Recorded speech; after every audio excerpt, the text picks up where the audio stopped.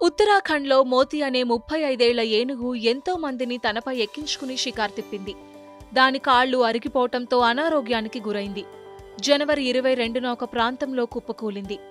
ఆహారం, చికిత్స లేక నీరసించిపోయింది.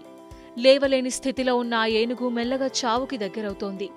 అనారోగ్యంతో కుప్పకూలిన ఏనుగును కాపాడేందుకు ఒక ఎన్జీఓ సంస్థకు ఆర్మీ ఇంజనీర్లు సహకరిస్తున్నారు. చికిత్స కోసం ప్రత్యేక ఏర్పాట్లతో ఆ ఏనుగుని పైకి లేపారు. మెడికల్ టీం గత కొన్ని రోజులుగా ఏనుగుకి చికిత్స చేస్తున్నారు. అయితే ఆ ఏనుగు చాలా రోజులుగా ఒకవైపు పడి ఉండటంతో చికిత్స అందించేందుకు ఎన్జీఓ బృందానికి ఇబ్బందిగా మారింది. ఈ నేపథ్యంలో మాజీ ఆర్మీ చీఫ్ జనరల్ వీకే సింగ్ సహాయాన్ని ఆ ఎన్జీఓ సంస్థ కోరింది. దీంతో మోతి చికిత్సకు సహకరించేందుకు బెంగాల్కు చెందిన ఆర్మీ ఇంజనీర్లు ముందుకొచ్చారు.